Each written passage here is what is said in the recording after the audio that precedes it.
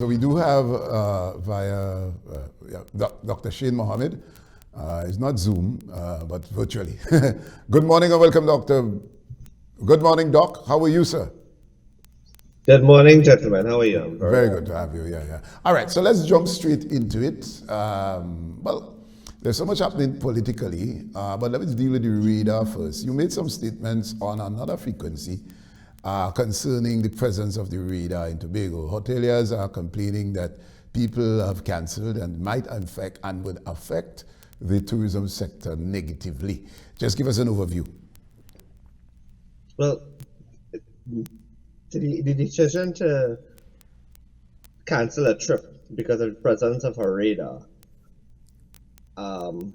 is a little bit extreme, won't you say? And for someone to cancel a trip from abroad for no other reason but the fact that there's a radar installed on an island, it's a little bit far-fetched. But really, I mean, one does not cancel a trip from abroad when there's no other tensions on the island, there's no other extenuating situations that will cause the visitor to cancel a trip abroad, except that there's a radar on an island that is monitoring movements of people. That doesn't make sense. all right, right. There's much talk that, of course, the AG, the Attorney General, and Mr. Sturge, you had to say, had a meeting after the fact that this radar was established in Tobago. The Chief Secretary had no idea that military planes were landing in Kong Point, and of course, eventually setting up of this radar. Just bring a perspective as to how that was done, and what. How, in your view, would you label that as disrespect, straight up?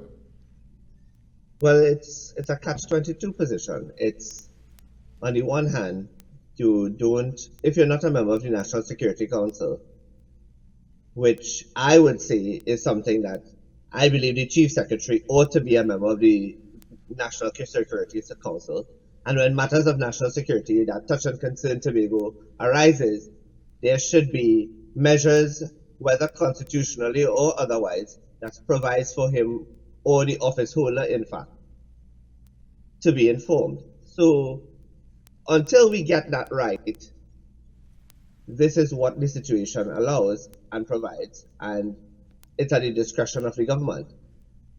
So let's go back on the fact that this is why the question and the discussion and the debate on autonomy of Tobago remains very active and very pertinent and very relevant to the political discourse, especially in this season and going forward. And as we segue into the election date, which was announced the 12th of January 2026, how significant is this? Because you mentioned self-governance, and we started off speaking about the current situation.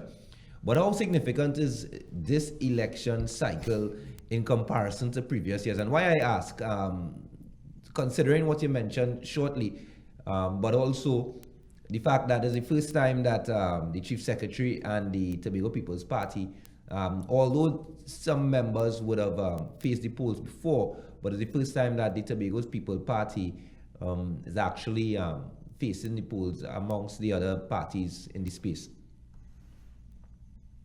It's very significant, in fact. I think the first step to facing the polls was in the 2025 election, and overcoming that, those two, attaining one or two of those parliamentary seats. And well, they got the two. But I would say that the validation of the TPP in the 2026 THA election is very important because it charts the way forward in terms of how the island and how people of Tobago feel as it pertains to the governance of the TPP as a THA administration. And therefore, the discussions should really be surrounded about what did the TPP do in the last 4 years? How much did they accomplish? Why did they accomplish it? What they didn't accomplish? why they didn't accomplish it, how it could have been accomplished, what were the inhibitors to accomplishing what it foresaw, what it did with the little that it had, given the tensions that existed between the THA and the central administration. How does that have changed? How has that changed since the general election? What does Tobagonians believe they will be in their benefit and best interest going forward if a THA were to be led by a TPP again? And I mean, this one may be a little ticklish, but in terms of the parties and how meaningful their vision and their campaigns are, looking at the persons who actually are voting, the individual man, the ordinary man, just based on your observation and the data that you're privy to, is it, how to put it, how different are the parties in terms of their vision? Or is it a case of the momentum is swinging one particular way and persons are jumping on board, or persons are totally fed up of previous governance? Well, the thing about it is, I think it's important to know that Trinidad and Tobago as a whole is very, very frustrated by the previous governance. And Tobago in particular, I've always said that when Tobagonians flipped the colors on the map in 2021, I don't think they are prepared. And then the colors again flipped in 2025. I'm not sure that Tobagonians are fully convinced that they need to flip the map from blue to red in terms of an overwhelming manner, as we've seen that has happened in 2021, as we see that has happened in the general election, as we see that has happened in islands, in St. Vincent and whatnot. However, I think what is important is what Tobagonians have to pay attention to is what does each political party have to offer to them? What is the message? What are the plans? What are the intentions? How genuine do they believe those persons and those parties to be with regard to their messaging, their commitments to people? Are they prepared to give the TPP an actual TPP term, not a transition term from one party to the other? Or are they prepared to go back to Ansel Dennis and the PNM? Or are they prepared to give the IDA a chance? So the discussion also comes around to what are these people offering? How realistic it is to the everyday livelihood of the Tobagonian space, and whether those promises from the TPP, the PNM, or the IDA, which one of those promises seem to be most genuine, a commitment to improving lives and livelihoods on the island and realizing of people's dreams and aspirations.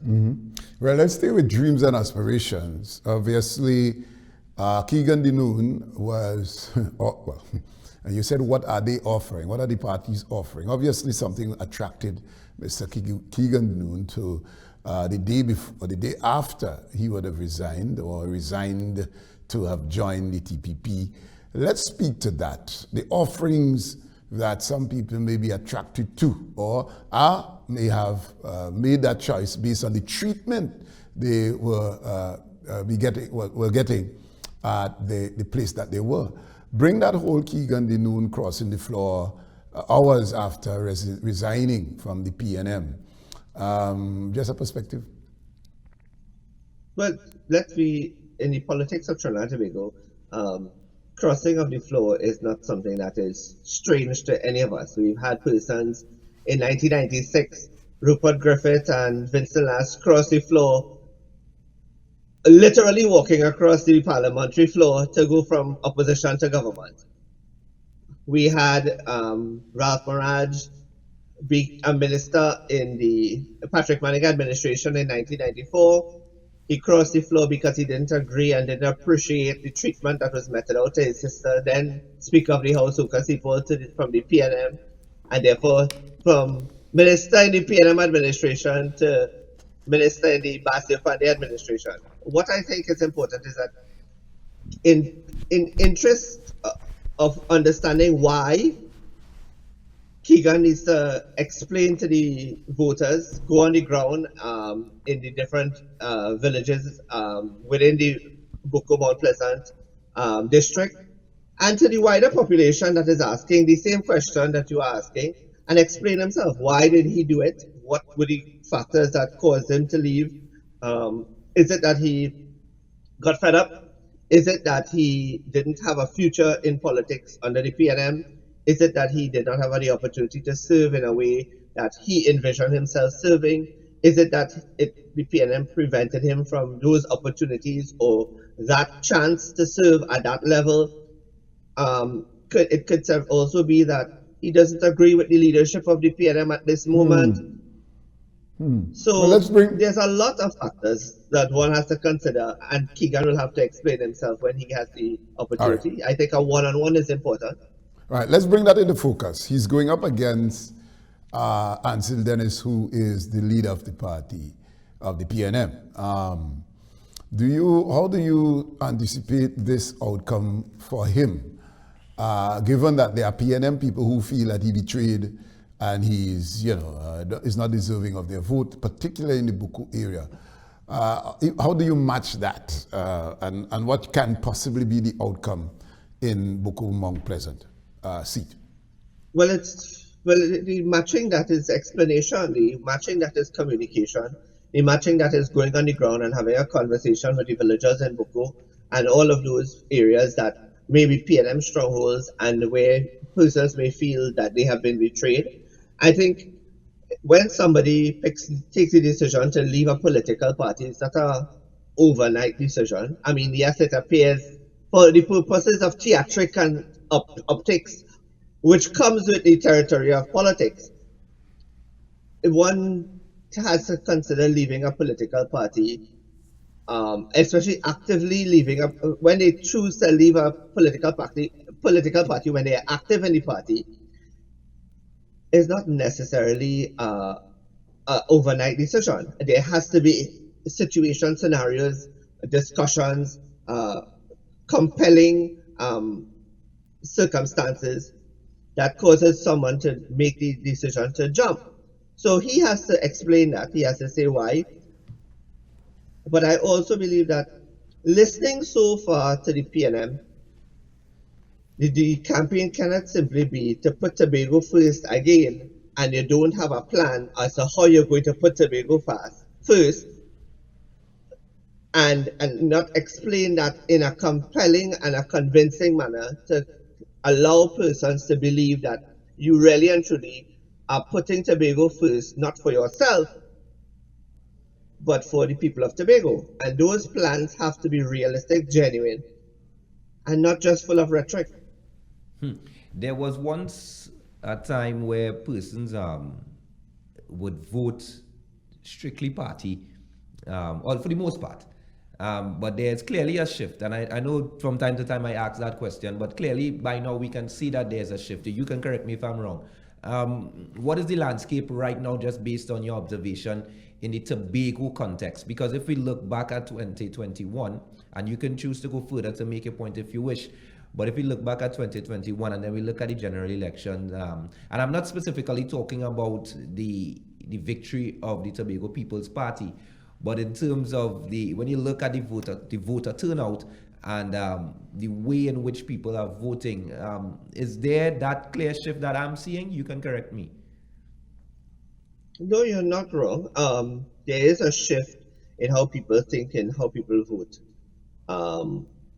People also need to understand that beyond the borders of Trinidad and Tobago exists a world where international politics is very active and very real, very influential, and therefore there are factors in that international political space that also affect domestic politics and the governing of a nation, because we don't live on an island that is separated from the rest of the world. That also pertains to Tobago. Now, in the Tobago space, I think it is important to note that in the 2021 THA election, 29,273 people voted. 29,273 people voted. And in the 2025 general election, 26,921 persons voted. There's a difference of about 2,352 people. Those 2,352 people are very critical because those 2,352 people can determine what the seats in the THA election, what the outcome looks like. And therefore, I think one of the most important things is the amount of persons that vote and the machinery that is put in place by both, all political parties to get persons to come out at the most amount of persons to come out to vote on election day. And therefore the election day machinery is very critical. How the structure to get those votes out and the count to get those votes out are very critical, because those votes, from what I see, will determine the outcome of the election.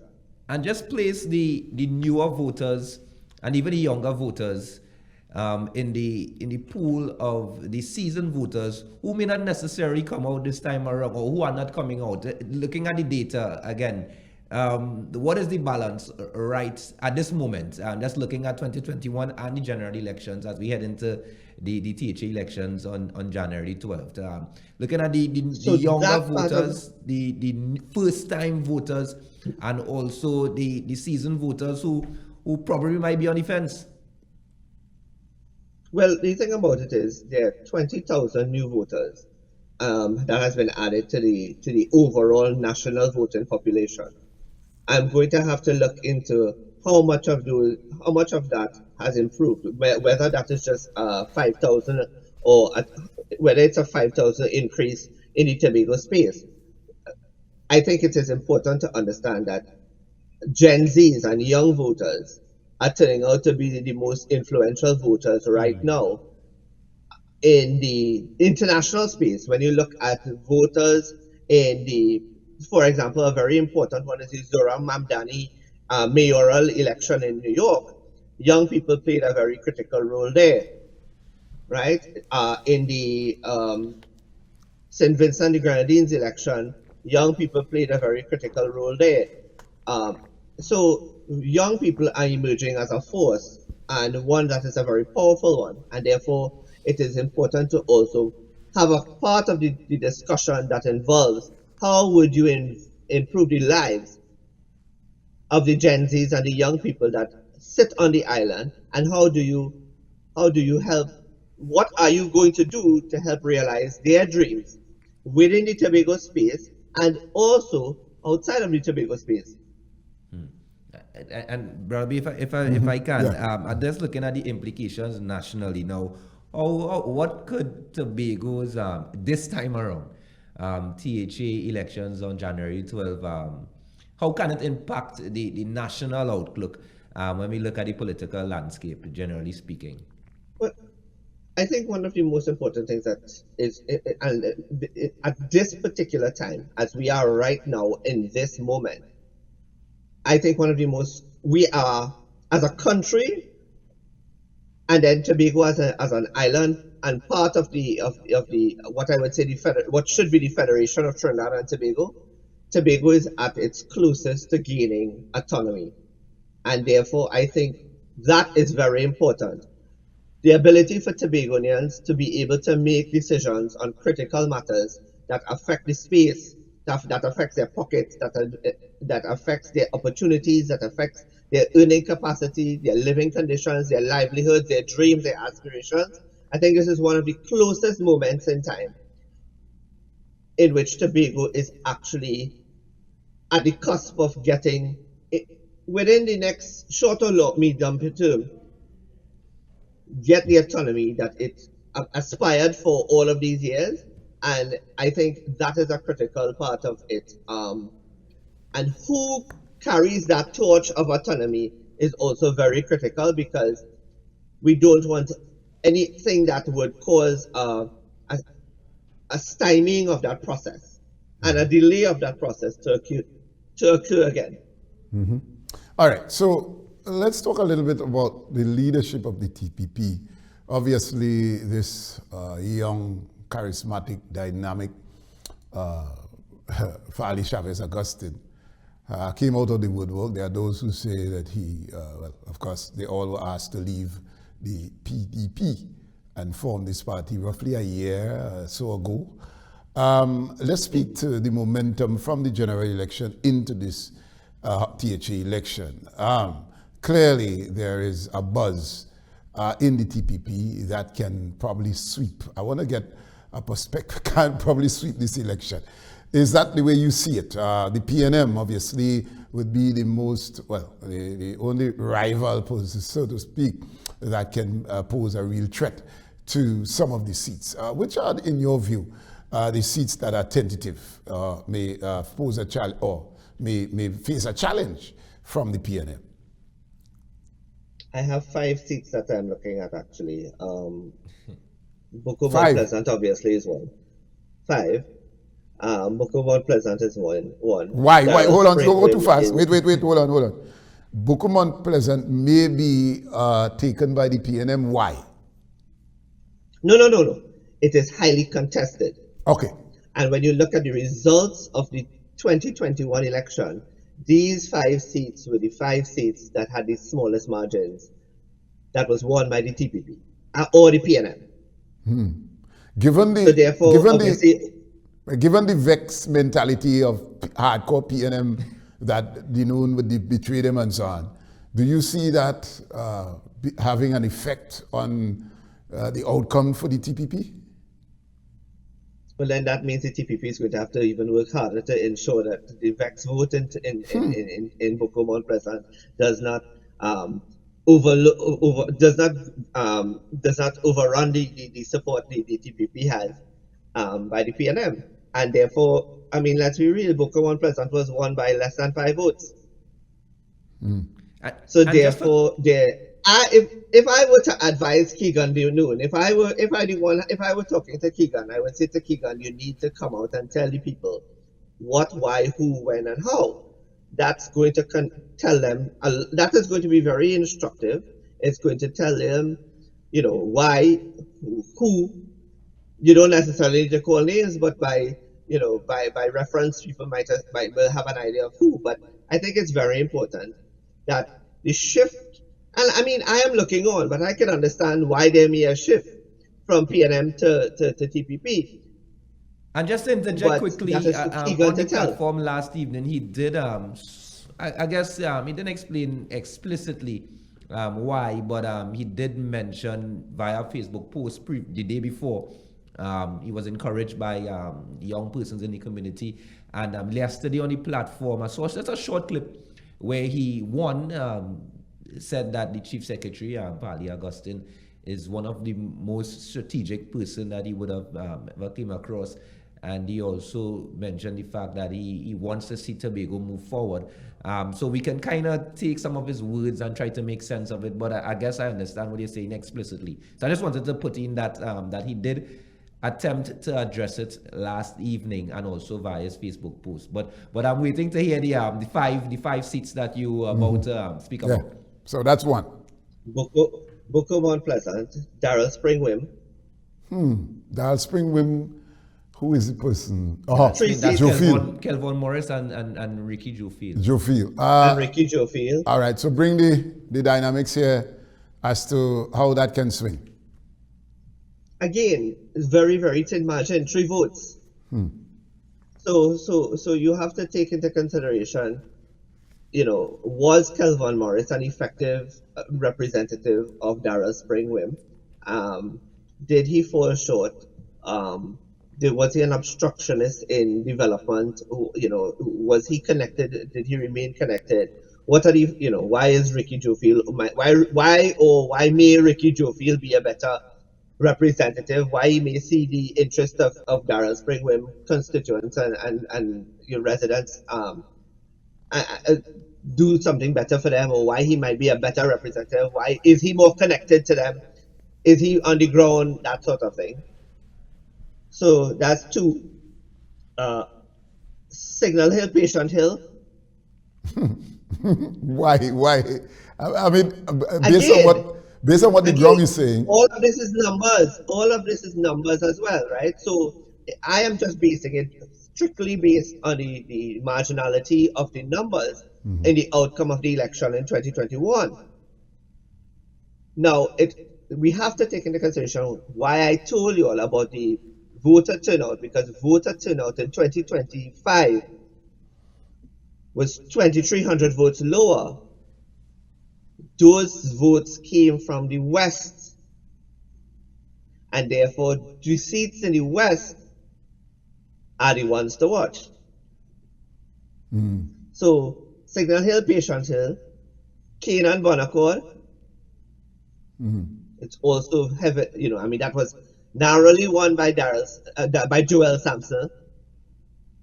I think Joel was a good representative. It caused him to propel himself into parliamentary elections and win. And then the fifth one is Plymouth Blackrock. Right. I want all to about numbers. Yeah. This is all based on numbers. That's 4. No, he did 5. That's right. I think. All right. But anyway, let's just talk a little bit on Plymouth Blackrock. All right. So, let's speak to what the parties need to do, particularly going to Plymouth Blackrock. Obviously, there's a change. Can't remember who the person is for Plymouth Blackrock for the TPP. But Niall George is no longer, it was been removed. Can that affect the turnout for the TPP, given the support that Niall George would have in Plymouth Blackrock? And this new person, I'm not sure, I can't remember the name, for the TPP. And who is he going up against with the PNM? Just give us all that. I can tell you that I don't think that there's a fallout. I think Niall is a team player, and Niall understands that he has a better understanding of the politics in that regard. I think the party is one. There's an important thing that the chief secretary said at the launch, which was that, and I am using the Jamaican national motto, out of many one people. And therefore, everybody came from somewhere. Everybody had a sense of belonging prior to joining the PDP/now TPP. So the point of the matter is that this is not an election that you just sit down and say, well, we win already, won.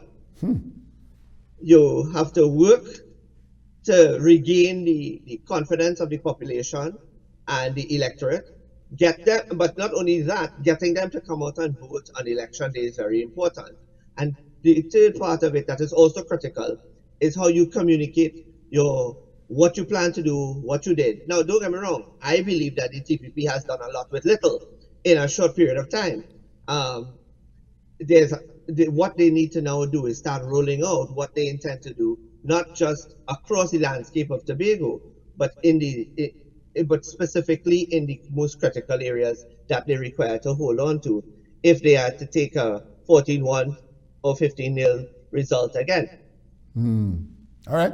Well, we all wait to see. Obviously, we will speak to you as the campaign intensify.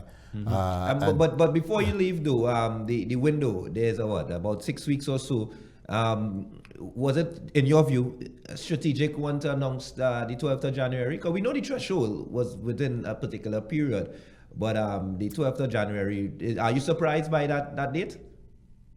No, actually, when you look at as you rightfully say, when you look at the threshold and you look at the days, it could either as of Monday, it could have either been the 5th or 12th of January, and I think the 12th of January was the better date. Okay. Right. All right, Dr. Mohammed. So as we turn, I know you will move to Tobago as the campaign intensify because obviously you will have an interest, and of course that's what you do as a political analysis. All right, and Francis, behave yourself. All right, so we want to thank you all very much. We want to thank you for being with us this morning, and we'll chat again. Yeah. Yes, thank you so much, gentlemen. Have a good one. Very good.